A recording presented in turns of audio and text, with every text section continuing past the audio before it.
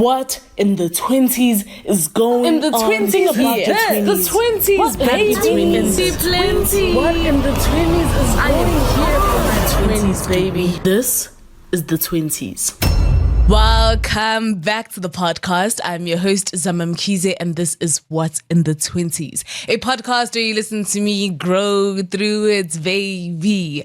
On this episode, I'm going to be speaking about how time alone doesn't heal.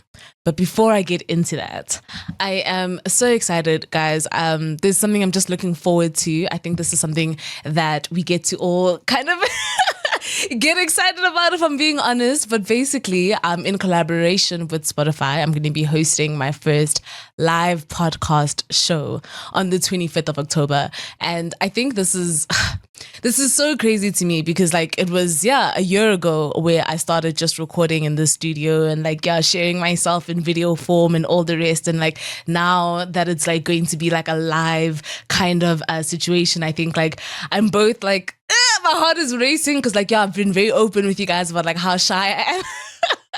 But I feel this is amazing because I never get to see the people on the other side of the recording. I don't know everybody on the other side, and I'm just I'm so desperate to see.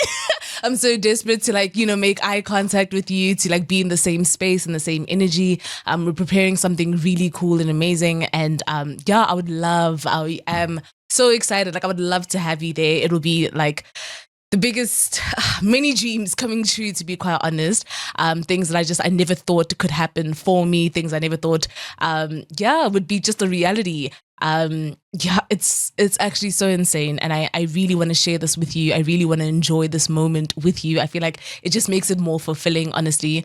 Because I love being in the studio and all the rest, but I think it's even more special when I'm with the people that I guess give me the purpose to do this. So please get your tickets. I can't wait. I genuinely, if the 25th of October could just come right now, it's going to be in Victoria Yards. So I'm going to leave kind of a link, down in the description for you to just see it. You can also check it on my Instagram. I'll put the links there, also on Spotify, all the vibes. And let's get groovy, man.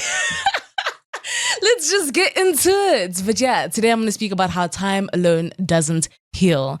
And this was something that I learned, I think, every time, essentially, when I went through a heartbreaking situation, when I went through a situation where it kind of scarred me, where it kind of just put me in what is happening? Why is this going on and stuff like that? And you know how people always just say, just give it time, just give it time, just give it time. The thing is, when you're in the moment of being hurt, when you're in the moment of being disappointed and distraught and all the rest, it feels like this all-consuming darkness, right? It feels like this unbelievable, overwhelming pain, and there's no light at the end of the tunnel. It's so ridiculous when someone says, "See, just give it time." Have you ever experienced a heartbreak, guys?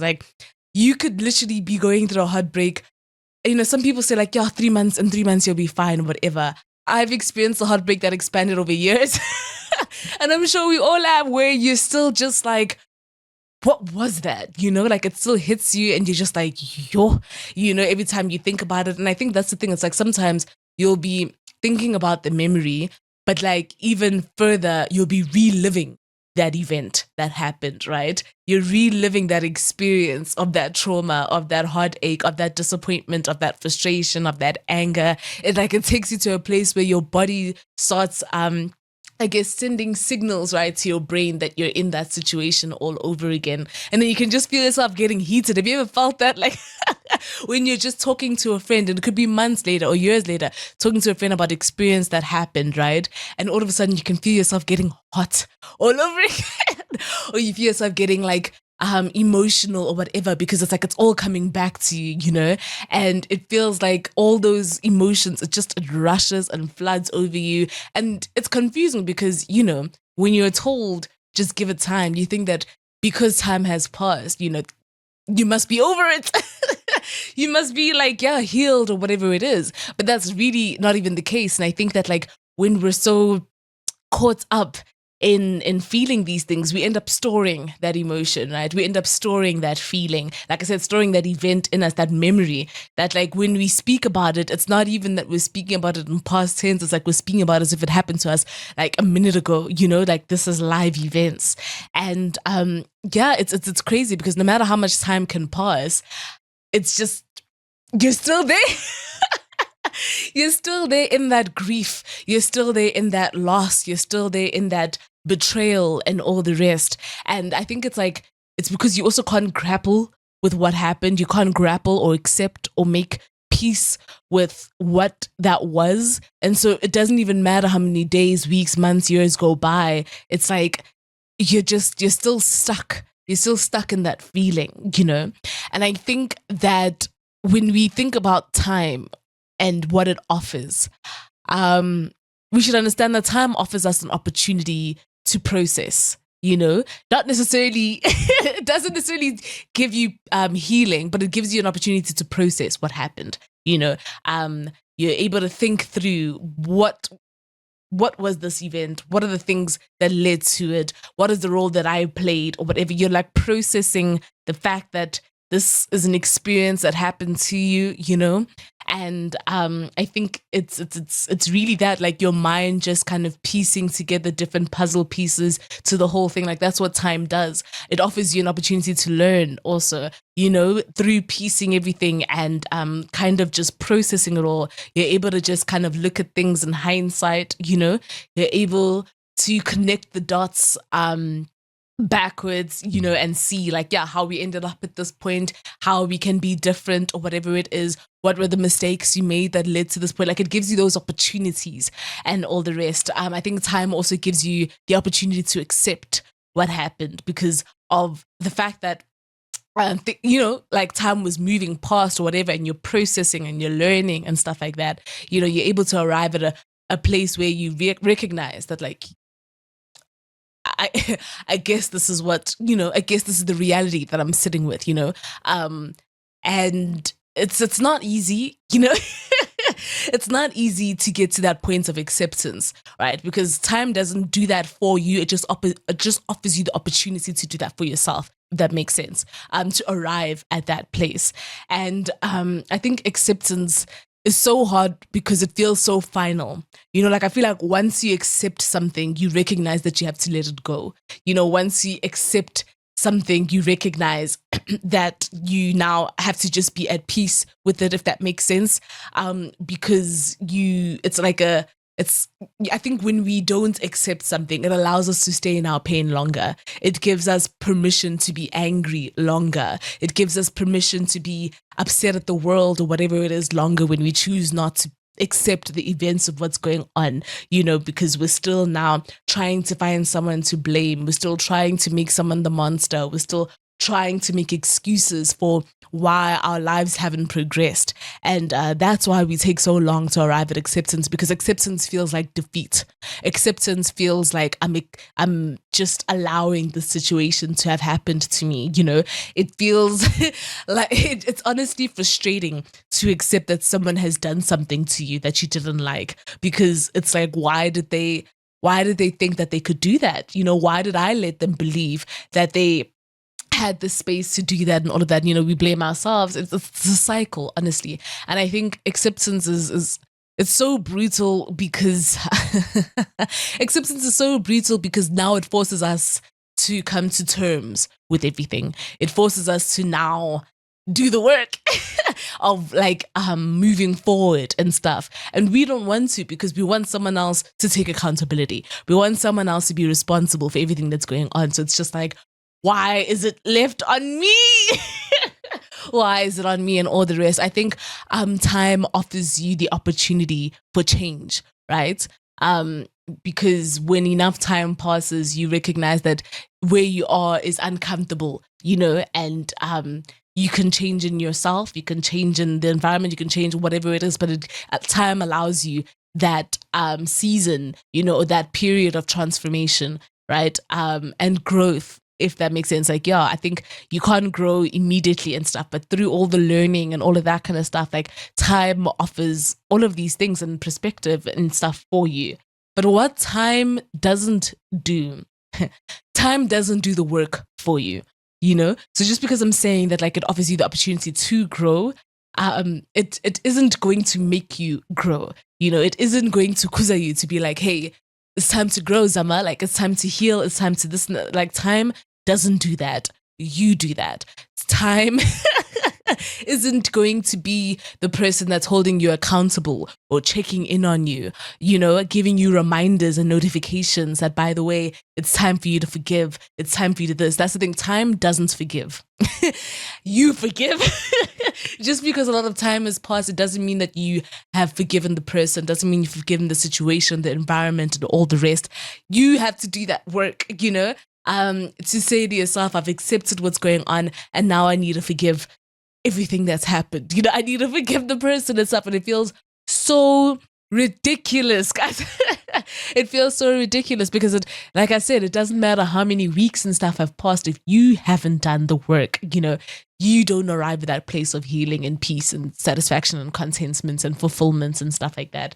Because time isn't going to do that for you. You know, time doesn't absolve you of the pain you're experiencing. I think that people think that just because time may pass, it's going to wear down the experience, you know, you're not as emotional and stuff, but it's not true. You know, I still carry my grief with me. You know what I'm saying? I still feel the pain so intensely and all of that. And it's been over a year later, you know. There's some people who may be 10 years down the line and all the rest and still feel that suffering and that ache so deeply. Or a heartbreak, a failed relationship or marriage and all the rest. A failed dream, you know, in terms of a business you might have wanted to start and all the rest. Or a venture with a friend and all of that kind of stuff. A friendship breakup and all the rest, you know. Like, it could be 10 years, 20 years. I don't like, if you don't, I don't know. I feel like if you don't process that pain and that feeling, it doesn't absolve it. You know, it doesn't just take it away. It doesn't dissipate just because time has passed. You know, it can still really just feel so like, I'm in pain. Like, this hurts. And I think that, you know, the way to, should I say, get rid of pain is really to experience it, you know, to accept it, to welcome it and let it pass through you, you know, instead of storing it and harboring it and all the rest. It's like allowing the pain to just kind of have its moment in you. And then, you know, when it's done doing what it needs to do in you and growing you and all the rest, you know, it'll know when it's time. You will know when it's time to release it, actually. Not it will know. You know, you will know when you're over feeling this pain and stuff, but it doesn't happen because of time. It happens because of you actively doing the work. Time doesn't change the person that hurt you. I know a lot of us feel like, if I just stay in this relationship longer, you know, with this person that has hurt me and has done heinous things to me, in time they will change. In time it'll be different. In time this workspace will be more healthier and less toxic and all the rest. In time, you know, my life is just going to, you know what I'm saying? It doesn't change the person or the environment. You know, and I think sometimes we hold on to that hope and that belief that, like, yeah, as I keep saying, like, things are just going to get better, you know, and I think that it's not the responsibility of time to do that. It's the responsibility of that person to want to do that and put in the effort to do that. And if they don't, you know, it doesn't matter how much time passes, you're still stuck in a, what we call a toxic relationship or a cycle or all the rest, you know, and you're wondering, like, I thought by now they would have grown, or they would have changed, they would have this and that. And it's not enough to bank on time. You know, it's not enough to hope that time will do the work for you. You know, it's really not going to. And time doesn't change what happened. You know, like when I speak about that acceptance thing, it's so important because I think we're hoping that over time we can just forget. Like, as I say, maybe you forgive the person or you forgive the environment or whatever it is, you know? I think we're hoping that in time it just becomes old news, that in time it just changes or whatever it is. But it doesn't change the fact that this happened to you. And that's why you have to do the work to accept and forgive and stuff, because if you don't, you know, it doesn't change, it cannot change the past, you know.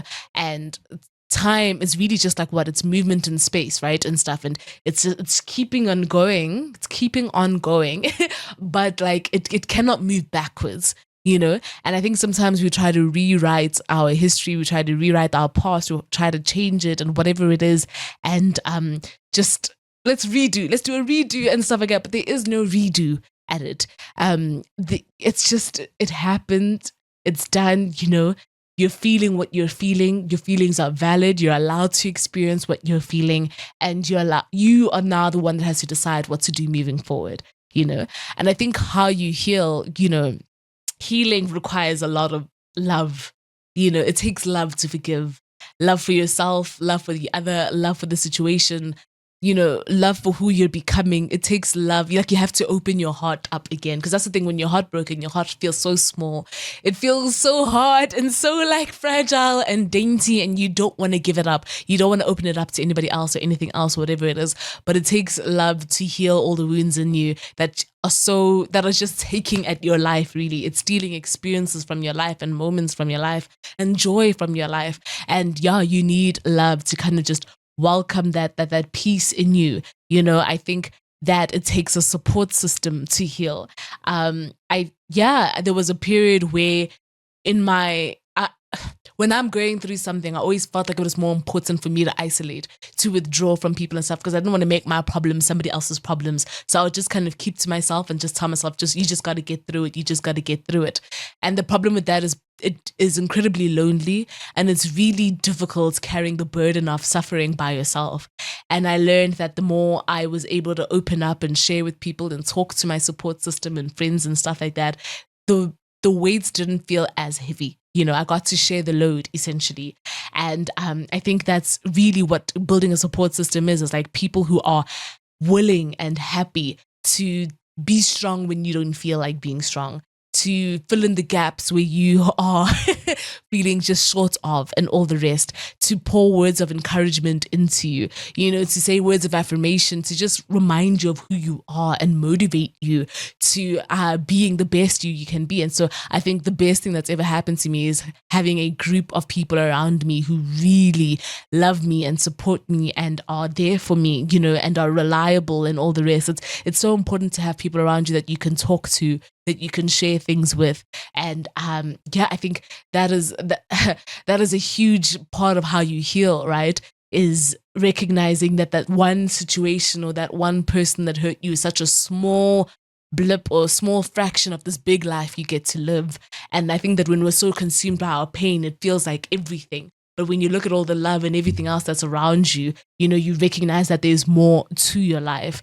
I think how you heal is when you enforce a change, when you make a change in your decisions, a change in your outlook, a change in your perspective, a change in the way you do things, your actions, your responses to things, I think a change in your environment and all of that. I think those are steps in how you heal. No matter how much time may pass, if you don't make a change, you still remain the same, and you still remain captive to those emotions, captive to that pain and suffering and all the rest. And so, I think another way on how you heal is safety, right?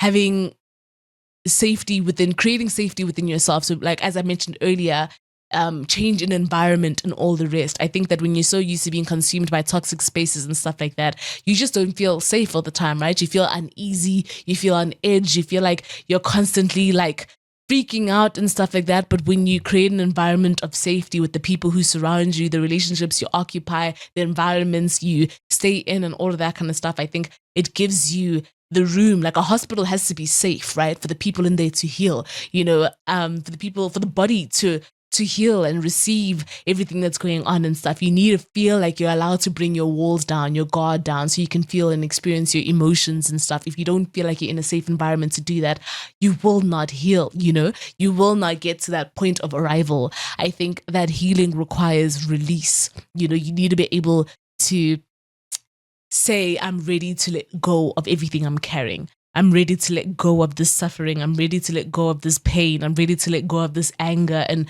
etc. etc. I think that when you get into that understanding of like, I don't want to keep my fists tight for so long anymore. I don't want to keep my heart hard anymore. I don't want, what I'm saying? It requires you to just release that memory. I mean, I guess it'll always be a memory, but like release the emotion attached to the memory. release the suffering attached to the memory, to the person, to the environment, to the space, And that's what I wanted to speak about today, because I've kind of just learned on my journey that just because time was moving, it didn't mean I was healing. And I thought that was what was going on. But in fact, I was just caught up in distractions. I'd be caught up in whatever, just to compartmentalize or to not have to deal with what I was feeling or experiencing.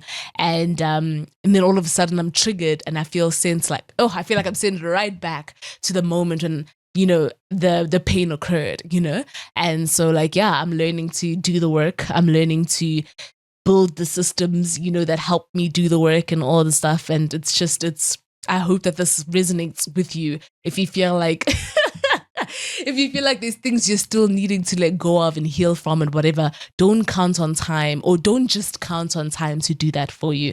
It's all encompassing. As always, I'm sending my love.